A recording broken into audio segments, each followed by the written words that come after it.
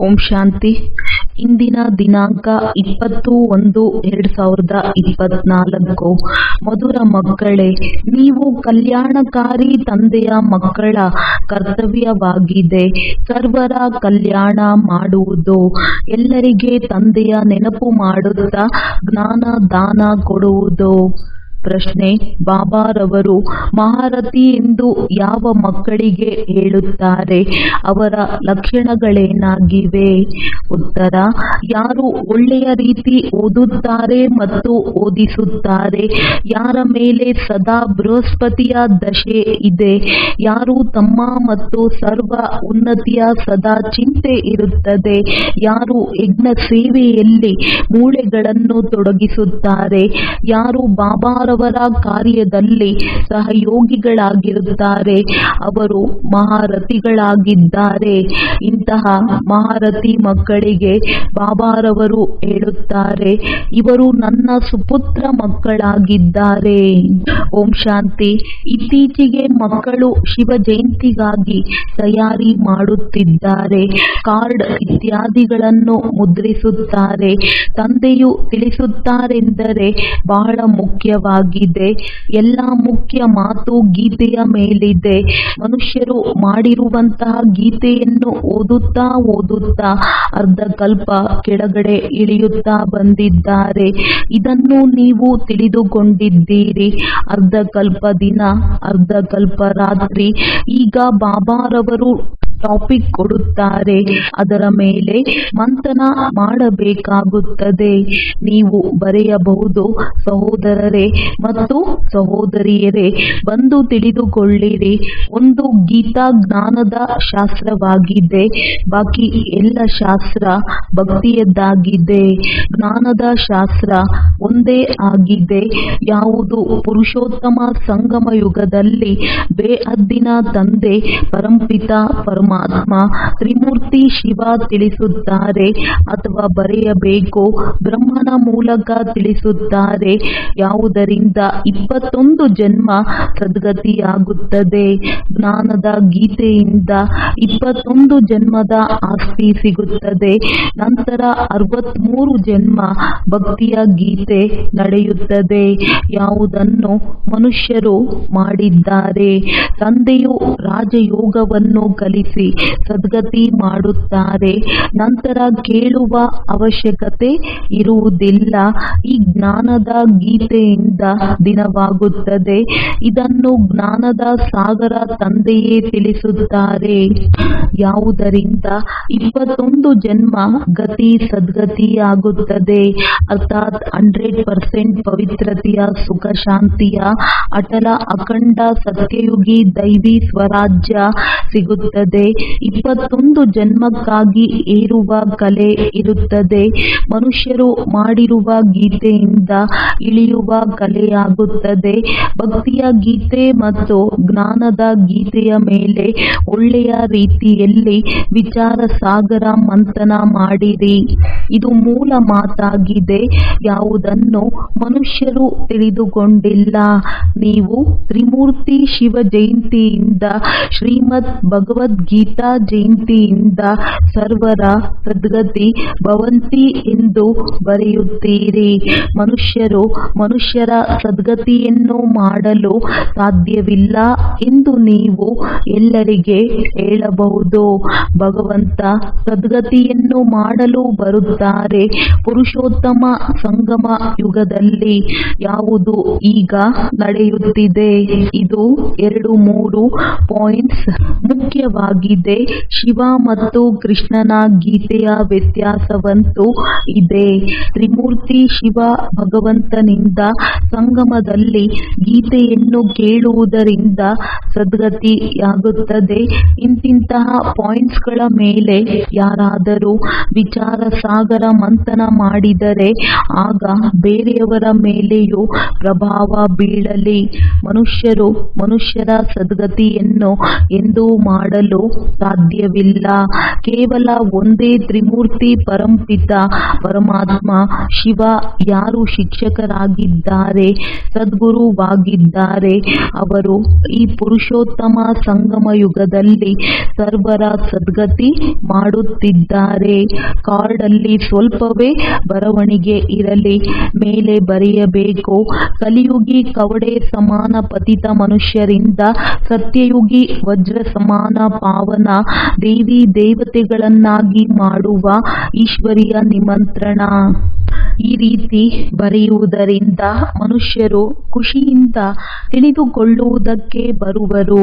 ಸದ್ಗತಿದಾತ ತಂದೆಯದೇ ಶಿವ ಜಯಂತಿಯನ್ನು ಆಚರಿಸಲಾಗುತ್ತದೆ. ಒಂದೇ ಬಾರಿ ಸ್ಪಷ್ಟ ಅಕ್ಷರಗಳಿರಲಿ. ಮನುಷ್ಯರಂತೂ ಭಕ್ತಿ ಮಾರ್ಗದಲ್ಲಿ ಎಷ್ಟೊಂದು ಶಾಸ್ತ್ರಗಳನ್ನು ಓದುತ್ತಾರೆ, ತಲೆ ಕೆಡಿಸಿಕೊಳ್ಳುತ್ತಾರೆ. ಇಲ್ಲಿ 1 ಸೆಕೆಂಡಿನಲ್ಲಿ ಬೇಅದ್ದಿನ ತಂದೆಯಿಂದ ಮುಕ್ತಿ, ಜೀವನ್ ಮುಕ್ತಿ ಸಿಗುತ್ತದೆ. ಯಾವಾಗ ತಂದೆಯವರಾಗಿ ಅವರಿಂದ ಜ್ಞಾನವನ್ನು ತೆಗೆದುಕೊಳ್ಳುತ್ತೀರೆಂದರೆ ಜೀವನ್ ಮುಕ್ತಿ ಅವಶ್ಯವಾಗಿ ಸಿಗುತ್ತದೆ.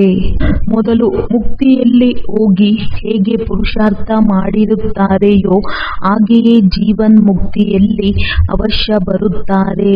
ಜೀವನ್ ಮುಕ್ತಿ ಅವಶ್ಯವಾಗಿ ಸಿಗುತ್ತದೆ. ಬಲೆ ಆರಂಭದಲ್ಲಿ ಬರಲಿ ಅಥವಾ ಅಂತಿಮದಲ್ಲಿ ಬರಲಿ, ಮೊದಲು ಜೀವನ್ ಮುಕ್ತಿಯಲ್ಲಿ ಬರುತ್ತಾರೆ. ನಂತರ ಜೀವನ ಬಂಧನದಲ್ಲಿ ಇಂತಿಂತಹ ಮುಖ್ಯ ಪಾಯಿಂಟ್ಸ್ ಒಂದು ವೇಳೆ ಧಾರಣೆ ಮಾಡಿದರೆ ಆಗ ಬಹಳ ಸರ್ವಿಸ್ ಮಾಡಬಹುದು. ಒಂದು ವೇಳೆ ತಂದೆಯನ್ನು ತಿಳಿದುಕೊಂಡಿದ್ದರೆ ಬೇರೆಯವರಿಗೂ ಪರಿಚಯ ಕೊಡಿ. ಯಾರಿಗೂ ಪರಿಚಯ ಕೊಡುವುದಿಲ್ಲವೆಂದರೆ ಜ್ಞಾನವಿಲ್ಲ ಎಂದು ಅರ್ಥ. ತಿಳುವಳಿಕೆ ಕೊಡಲಾಗುತ್ತದೆ, ಆದರೆ ಅದೃಷ್ಟದಲ್ಲಿ ಇಲ್ಲ. ಕಲ್ಯಾಣಕಾರಿ ತಂದೆಯ ಮಕ್ಕಳು ಕಲ್ಯಾಣ ಮಾಡಬೇಕಾಗಿದೆ. ಇಲ್ಲವೆಂದರೆ ತಂದೆಯು ತಿಳಿಯುತ್ತಾರೆ, ಇವರು ಹೇಳುವುದಕ್ಕೆ ಮಾತ್ರ ಹೇಳುತ್ತಾರೆ. ನಾವು ಶಿವಬಾಬಾರವರ ಮಕ್ಕಳಾಗಿದ್ದೇವೆ, ಕಲ್ಯಾಣವಂತೂ ಮಾಡುವುದಿಲ್ಲ. ಸಾಹುಕಾರ ಅಥವಾ ಬಡವರು ಕಲ್ಯಾಣವಂತೂ ಎಲ್ಲರದ್ದೂ ಮಾಡಬೇಕು. ಆದರೆ ಮೊದಲು ಬಡವರಿಗೆ ಹೇಳಲಾಗುತ್ತದೆ, ಏಕೆಂದರೆ ಅವರಿಗೆ ಸಮಯವಿರುತ್ತದೆ. ಡ್ರಾಮಾದಲ್ಲಿ ಈ ರೀತಿಯೇ ನಿಗದಿಯಾಗಿದೆ. ಒಬ್ಬ ಸಾಹುಕಾರ ಒಂದು ವೇಳೆ ಈಗಲೇ ಬಂದರೆ ಅವರ ಹಿಂದೆ ಅನೇಕರು ಬರುವರು. ಈಗ ಒಂದು ವೇಳೆ ಮಹಿಮೆ ಮಾಡಿದರೆ ಅನೇಕರು ಬರುವರು. ನಿಮ್ಮದಾಗಿದೆ ಈಶ್ವರೀಯ ಪದವಿ. ನೀವು ತಮ್ಮ ಹಾಗೂ ಅನ್ಯರ ಕಲ್ಯಾಣ ಮಾಡುತ್ತೀರಿ. ಯಾರು ತಮ್ಮ ಕಲ್ಯಾಣ ಮಾಡುವುದಿಲ್ಲವೆಂದಾಗ ಅನ್ಯರದ್ದು ಮಾಡಲು ಸಾಧ್ಯವಿಲ್ಲ. ತಂದೆಯಂತೂ ಕಲ್ಯಾಣಕಾರಿಯಾಗಿದ್ದಾರೆ, ಸರ್ವರ ಸದ್ಗತಿದಾತ ಆಗಿದ್ದಾರೆ. ನೀವು ಸಹ ಸಹಯೋಗಿಗಳಾಗಿದ್ದೀರಲ್ಲವೇ? ನೀವು ತಿಳಿದುಕೊಂಡಿದ್ದೀರಿ, ಅದು ಭಕ್ತಿ ಮಾರ್ಗದ ದಶೆಯಾಗಿದೆ. ಸದ್ಗತಿ ಮಾರ್ಗದ ದಶೆ ಒಂದೇ ಆಗಿದೆ. ಯಾರು ಚೆನ್ನಾಗಿ ಓದುತ್ತಾರೆ ಮತ್ತು ಓದಿಸುತ್ತಾರೆ ಅವರ ಮೇಲೆ ಬೃಹಸ್ಪತಿಯ ದಶೆ ಇದೆ. ಅವರನ್ನು ಮಹಾರಥಿ ಎಂದು ಹೇಳಲಾಗುತ್ತದೆ. ತಮ್ಮ ಹೃದಯದೊಂದಿಗೆ ಕೇಳಿರಿ, ನಾವು ಮಹಾರಥಿಯಾಗಿದ್ದೇವೆಯೇ? ಇಂತಿಂತವರ ಸಮಾನ ಸರ್ವಿಸ್ ಮಾಡುತ್ತೇವೆ. ಕಾಲಾಳುಗಳು ಎಂದು ಯಾರಿಗೂ ಜ್ಞಾನವನ್ನು ತಿಳಿಸಲು ಸಾಧ್ಯವಿಲ್ಲ. ಒಂದು ವೇಳೆ ಯಾರ ಕಲ್ಯಾಣವನ್ನು ಮಾಡುವುದಿಲ್ಲವೆಂದಾಗ ತಮ್ಮನ್ನು ಕಲ್ಯಾಣಕಾರಿ ತಂದೆಯ ಮಕ್ಕಳೆಂದು ಏಕೆ ಹೇಳಿಕೊಳ್ಳಬೇಕು? ತಂದೆಯಂತೂ ಪುರುಷಾರ್ಥ ಮಾಡಿಸುತ್ತಾರೆ. ಈ ಯಜ್ಞ ಸೇವೆಯಲ್ಲಿ ಮೂಳೆಗಳನ್ನು ತೊಡಗಿಸಬೇಕು. ಬಾಕಿ ಕೇವಲ ತಿನ್ನುವುದು, ಕುಡಿಯುವುದು, ಮಲಗುವುದು ಇದು ಸರ್ವಿಸ್ ಆಯಿತೇನು? ಈ ರೀತಿಯಂತೂ ಹೋಗಿ ಪ್ರಜೆಗಳಲ್ಲಿ ದಾಸದಾಸಿಯರಾಗುವಿರಿ. ತಂದೆಯು ಹೇಳುತ್ತಾರೆ, ಪುರುಷಾರ್ಥ ಮಾಡಿ ನರನಿಂದ ನಾರಾಯಣನಾಗಿರಿ. ಸುಪುತ್ರ ಮಕ್ಕಳನ್ನು ನೋಡಿ ತಂದೆಗೆ ಖುಷಿಯಾಗುತ್ತದೆ. ಲೌಕಿಕ ತಂದೆಯೂ ಸಹ ಹೇಳುತ್ತಾರೆ, ನಾವು ನಿಮ್ಮನ್ನು ವಿಶ್ವದ ಮಾಲೀಕರನ್ನಾಗಿ ಮಾಡಲು ಬಂದಿದ್ದೇನೆ. ಈಗ ನೀವು ಬೇರೆಯವರನ್ನು ಮಾಡಿರಿ, ಬಾಕಿ ಕೇವಲ ಹೊಟ್ಟೆ ಪೂಜೆ ಮಾಡುವುದರಿಂದ ಏನು ಲಾಭ? ಎಲ್ಲರಿಗೆ ಕೇವಲ ಇದನ್ನೇ ಹೇಳಿರಿ, ಶಿವಬಾಬಾರವರನ್ನು ನೆನಪು ಮಾಡಿರಿ. ಭೋಜನ ಮಾಡುವಾಗಲೂ ಒಬ್ಬರಿಗೊಬ್ಬರು ತಂದೆಯ ನೆನಪನ್ನು ತರಿಸಿರಿ. ಆಗ ಎಲ್ಲರೂ ಹೇಳುವರು, ಶಿವಬಾಬಾರವರೊಂದಿಗೆ ಇವರದ್ದು ಬಹಳ ಪ್ರೀತಿ ಇದೆ. ಇದಂತೂ ಸಹಜವಲ್ಲವೇ? ಇದರಲ್ಲಿ ಏನು ನಷ್ಟವಿದೆ? ಅಭ್ಯಾಸವಾದರೆ ತಿನ್ನುತ್ತಲೂ ತಂದೆಯ ನೆನಪು ಮಾಡುವಿರಿ. ದೈವಿ ಗುಣಗಳನ್ನು ಅವಶ್ಯವಾಗಿ ಧಾರಣೆ ಮಾಡಬೇಕು. ಈಗಂತೂ ಎಲ್ಲರೂ ಕರೆಯುತ್ತಾರೆ, ಏ ಪತಿತ ಪಾವನ ಬನ್ನಿ ಅಂದಾಗ ಅವಶ್ಯವಾಗಿ ಪತಿತರಾದರಲ್ಲವೇ? ಶಂಕರಾಚಾರ್ಯರು ಸಹ ಶಿವನನ್ನು ನೆನಪು ಮಾಡುತ್ತಾರೆ, ಏಕೆಂದರೆ ಅವರೇ ಪತಿತ ಪಾವನರಾಗಿದ್ದಾರೆ. ಅರ್ಧಕಲ್ಪ ಭಕ್ತಿ ಮಾಡುತ್ತಾರೆ, ನಂತರ ಭಗವಂತ ಬರುತ್ತಾರೆ. ಯಾರಿಗೂ ಲೆಕ್ಕ ಸ್ವಲ್ಪವೂ ಗೊತ್ತಿಲ್ಲ. ತಂದೆ ತಿಳಿಸುತ್ತಾರೆ, ಯಜ್ಞ ತಪ ದಾನಗಳಿಂದ ನಾನು ಸಿಗುವುದಿಲ್ಲ. ಇದರಲ್ಲಿ ಗೀತೆಯು ಬಂದು ಬಿಡುತ್ತದೆ. ಈ ಶಾಸ್ತ್ರ ಇತ್ಯಾದಿಗಳನ್ನು ಓದುವುದರಿಂದ ಯಾರ ಸದ್ಗತಿಯಾಗುವುದಿಲ್ಲ. ಗೀತೆ, ವೇದ, ಉಪನಿಷತ್ಗಳೆಲ್ಲವೂ ಭಕ್ತಿ ಮಾರ್ಗದ್ದಾಗಿದೆ. ತಂದೆಯಂತೂ ಮಕ್ಕಳಿಗೆ ಸಹಜ ರಾಜಯೋಗ ಮತ್ತು ಜ್ಞಾನವನ್ನು ಕಲಿಸುತ್ತಾರೆ, ಯಾವುದರಿಂದ ರಾಜ್ಯವು ಪ್ರಾಪ್ತಿಯಾಗುತ್ತದೆ. ಇದರ ಹೆಸರೇ ಆಗಿದೆ ರಾಜಯೋಗ. ಇದರಲ್ಲಿ ಪುಸ್ತಕದ ಮಾತಿಲ್ಲ. ಶಿಕ್ಷಕರು ಓದಿಸುತ್ತಾರೆ. ಪದವಿಯನ್ನು ಪ್ರಾಪ್ತಿ ಮಾಡಿಕೊಳ್ಳಲು ಅಂದಾಗ ಫಾಲೋ ಮಾಡಬೇಕು.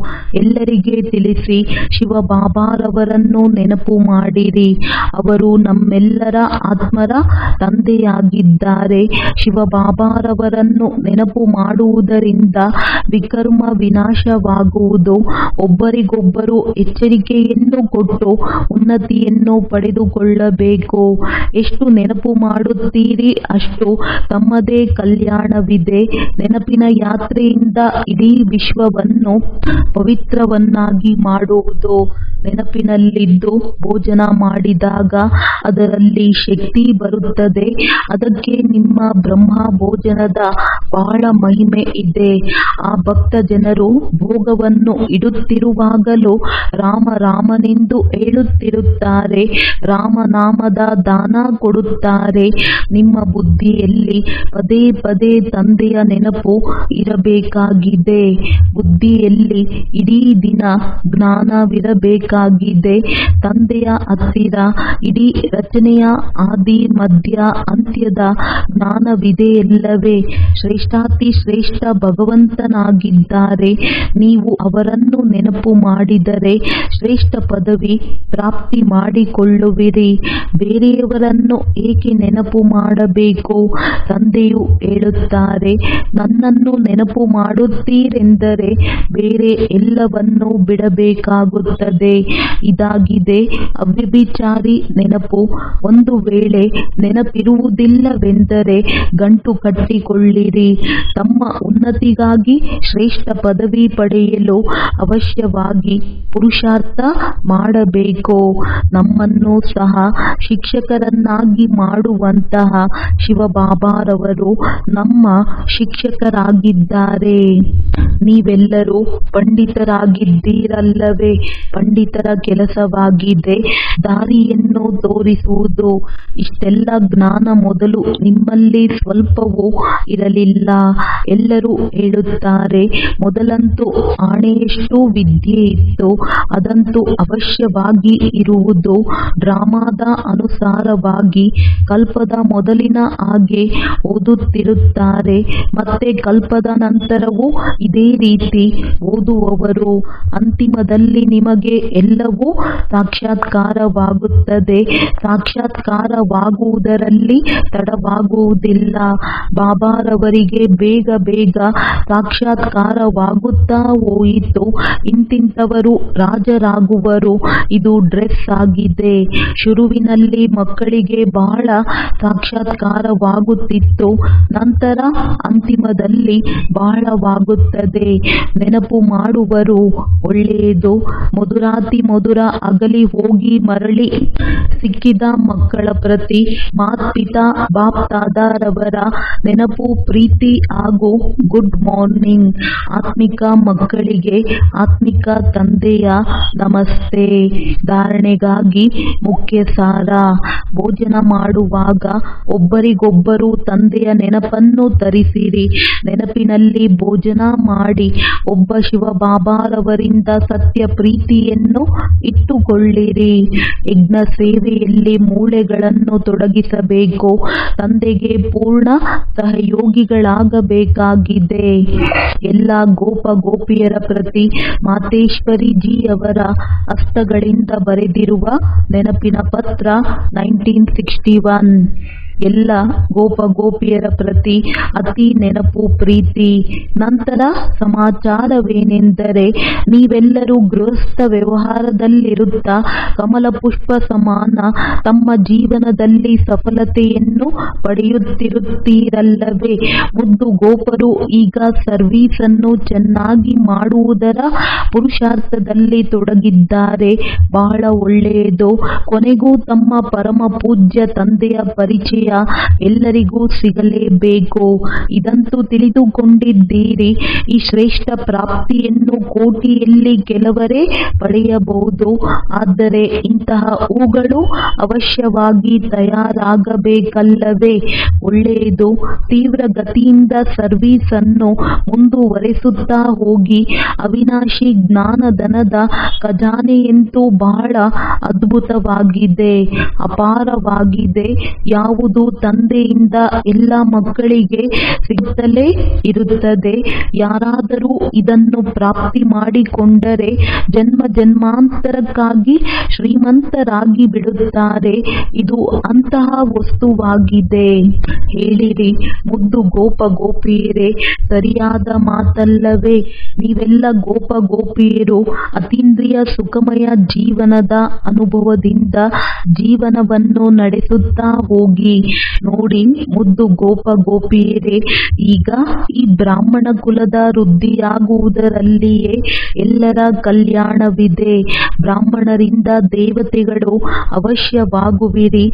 ಹೇಗೆ ಕೆಲವರು ತಮ್ಮ ಗೃಹಸ್ಥ ವ್ಯವಹಾರದಲ್ಲಿರುತ್ತಾ ಬ್ರಾಹ್ಮಣ ಕುಲ ವಂಶಿಯಾಗಿ ನಡೆಯುತ್ತಿದ್ದಾರೆ, ಅರ್ಥಾತ್ ಗೃಹಸ್ಥ ವ್ಯವಹಾರದಲ್ಲಿರುತ್ತಾ ಪವಿತ್ರವಾಗಿರುತ್ತಾರೆ. ನಾವು ಒಬ್ಬ ತಂದೆಯ ಮಕ್ಕಳಾಗಿದ್ದೇವೆ. ಇಂತಹ ಪವಿತ್ರ ಧಾರಣೆಯಲ್ಲಿರುತ್ತಾರೆ. ಬಾಕಿ ಎಲ್ಲರೂ ಆ ಪರಂಪಿತ ತಂದೆಯ ಡೈರೆಕ್ಷನ್ ನಂತೆ ನಡೆಯಲೇಬೇಕು. ಇದಕ್ಕೆ ಶ್ರೀಮತದಂತೆ ನಡೆಯುವುದು ಎಂದು ಹೇಳಲಾಗುತ್ತದೆ. ಇಂತಹ ಧಾರಣೆಯಲ್ಲಿ ನಡೆಯುವಂತವರನ್ನು ಬ್ರಾಹ್ಮಣ ಕುಲವಂಶಿ ಎಂದು ಹೇಳಲಾಗುತ್ತದೆ. ಯಾವಾಗ ಈಗ ಅವರೇ ತಂದೆ, ಶಿಕ್ಷಕರು, ಸದ್ಗುರುವಾಗಿದ್ದಾರೆ, ಧರ್ಮರಾಜನಾಗಿದ್ದಾರೆ ಅಂದಾಗ ಏಕೆ ಅವರ ಮಡಿಲಿನ ಮಗುವಾಗಿ ತಮ್ಮ ಪೂರ್ಣ ಪವಿತ್ರತೆಯ ಅಧಿಕಾರವನ್ನು ತೆಗೆದುಕೊಳ್ಳಬಾರದು. ಯಾರಿಗೆ ಭವಿಷ್ಯದಲ್ಲಿ ಸುಖ ಶಾಂತಿಯ ಪೂರ್ಣ ಅಧಿಕಾರ ಪ್ರಾರಬ್ಧದ ರೂಪದಲ್ಲಿ ಪ್ರಾಪ್ತಿಯಾಗುತ್ತದೆ. ಹೇಳಿರಿ, ಮುದ್ದು ಗೋಪ ಗೋಪಿಯರೇ, ಇಂತಹ ಸಹಜ ರಹಸ್ಯವನ್ನು ತಿಳಿದುಕೊಂಡಿದ್ದೀರಲ್ಲವೇ. ಬದುಕಿದಂತೆಯೇ ಸಾಯುವುದು ಅಥವಾ ಮರುಜೀವ ಆಗುವುದರಲ್ಲಿ ಗಾಬರಿಯಾಗುವುದಿಲ್ಲವೇ. ಇಂದು ಈ ಪತ್ರ ಪ್ರತಿಯೊಬ್ಬರೂ ತಮ್ಮ ತಮ್ಮ ಹೆಸರಿನಿಂದ ತಿಳಿದು ಮತ್ತು ತಮ್ಮ ಪತ್ರ ತಿಳಿದುಕೊಂಡು ಓದಿರಿ ಅಥವಾ ಕೇಳಿರಿ. ಮತ್ತು ತಾಯಿಯ ಪ್ರೀತಿಯನ್ನೂ ಸಹ ಪ್ರತಿಯೊಬ್ಬರೂ ತಮ್ಮ ಹೆಸರಿನಿಂದ ಪಡೆಯಿರಿ. ಪ್ರತಿಯೊಬ್ಬ ಗೋಪ ಗೋಪಿಯರ ಪ್ರತಿ ಹೆಸರು ಸಹಿತ ತಾಯಿಯ ಅತ್ಯಂತ ಪ್ರೀತಿ. ಒಳ್ಳೆಯ ಒಳ್ಳೆಯದು. ತಮ್ಮ ಸೌಭಾಗ್ಯ ಶ್ರೇಷ್ಠ ಮಾಡುವುದರ ಪುರುಷಾರ್ಥದಲ್ಲಿ ತೀವ್ರ ವೇಗದಿಂದ ತೊಡಗುವುದೇ ಕಲ್ಯಾಣಕಾರಿಯಾಗುವುದಾಗಿದೆ. ಯಾವಾಗ ಈಗ ಗೊತ್ತಾಗಿದೆ ಸ್ವಯಂ ಪರಂಪಿತ ಶ್ರೇಷ್ಠ ಆಸ್ತಿಯನ್ನು ಕೊಡಲು ಬಂದಿದ್ದಾರೆ ಅಂದಾಗ ತೆಗೆದುಕೊಂಡೇ ಇರಬೇಕು. ಒಳ್ಳೆಯದು, ಬೀಳ್ಕೊಡುಗೆ ತೆಗೆದುಕೊಳ್ಳುತ್ತೇನೆ. ಓಂ ಶಾಂತಿ. ವರದಾನ: ಅವಿನಾಶಿ ಪ್ರಾಪ್ತಿಯ ಆಧಾರದ ಮೇಲೆ ಸದಾ ಸಂಪನ್ನತೆಯ ಅನುಭವ ಮಾಡುವಂತಹ ಪ್ರಸನ್ನ ಚಿತ್ತಭವ. ಸಂಗಮ ಯುಗದಲ್ಲಿ ಡೈರೆಕ್ಟ್ ಪರಮಾತ್ಮನ ಪ್ರಾಪ್ತಿ ಇದೆ. ವರ್ತಮಾನದ ಮುಂದೆ ಭವಿಷ್ಯ ಏನೂ ಇಲ್ಲ. ಆದ್ದರಿಂದ ನಿಮ್ಮ ಗೀತೆ ಇದೆ, ಏನು ಪಡೆಯಬೇಕಿತ್ತೋ ಅದನ್ನು ಪಡೆದೆನು. ಈ ಸಮಯದ ಗಾಯನವಾಗಿದೆ. ಯಾವುದೇ ವಸ್ತು ಅಪ್ರಾಪ್ತಿ ಇಲ್ಲ. ಬ್ರಾಹ್ಮಣರ ಖಜಾನೆ ಎಲ್ಲಿ? ಇವು ಅವಿನಾಶಿ ಪ್ರಾಪ್ತಿಗಳಾಗಿವೆ. ಈ ಪ್ರಾಪ್ತಿಗಳಿಂದ ಸಂಪನ್ನರಾಗಿದ್ದಾಗ ಚಲನೆ ಮತ್ತು ಚೆಹರೆಯಿಂದ ಸದಾ ಪ್ರಸನ್ನತೆಯ ವಿಶೇಷತೆ ಕಂಡುಬರುವುದು. ಏನೇ ಆದರೂ ಸಹ ಪ್ರಾಪ್ತಿವಂತರು ತಮ್ಮ ಪ್ರಸನ್ನತೆಯನ್ನು ಎಂದೂ ಬಿಡಲು ಸಾಧ್ಯವಿಲ್ಲ. ಸ್ಲೋಗನ್: ಪರಮಾತ್ಮ ಪ್ರೀತಿಯ ಅನುಭವಿಯಾದರೆ ಯಾವುದೇ ಅಡೆತಡೆಗಳು ತಡೆಯಲು ಸಾಧ್ಯವಿಲ್ಲ. ಅವ್ಯಕ್ತ ಸೈಲೆನ್ಸ್ನ ಮೂಲಕ ಡಬಲ್ ಲೈಟ್ ಫರಿಷ್ಠಾ ಸ್ಥಿತಿಯ ಅನುಭವ ಮಾಡಿ. ಯಾರೇ ನಿಮ್ಮ ಸಮೀಪ ಸಂಪರ್ಕದಲ್ಲಿ ಬಂದರೆ ಅನುಭವ ಮಾಡಿ. ಈ ಆತ್ಮಿಕತೆ ಇದೆ, ಅಲೌಕಿಕತೆ ಇದೆ. ತಮ್ಮ ಪೂರ್ವ ಜನ್ಮದ ಸ್ಮೃತಿಯಿಂದ ಎಲ್ಲ ಆತ್ಮರ ಪಾಲನೆ ಶಾಂತಿಯ ಶಕ್ತಿಯಿಂದ ಮಾಡಿ. ನಿಮ್ಮ ಕರ್ತವ್ಯವಾಗಿದೆ. ಅಶಾಂತಿಯ ವಾಯುಮಂಡಲದಲ್ಲಿ ಆತ್ಮರಿಗೆ ಶಾಂತಿಯ ದಾನ ಕೊಟ್ಟು ಅವರಲ್ಲಿ ಶಾಂತಿಯ ಸಹನ ಶಕ್ತಿಯ ಭರವಸೆ ತುಂಬುವುದು. ಇದಕ್ಕಾಗಿ ತಮ್ಮ ವೃತ್ತಿಯ ಮೂಲಕ, ಮನಸಾ ಶಕ್ತಿಯ ಮೂಲಕ ವಿಶೇಷ ಸೇವೆ ಮಾಡಿ ಲೈಟ್ ಹೌಸ್ ಆಗಿ ಸರ್ವರಿಗೆ ಶಾಂತಿಯ ಲೈಟ್ ಆಗಿ. ಒಳ್ಳೆಯದು. ಓಂ ಶಾಂತಿ.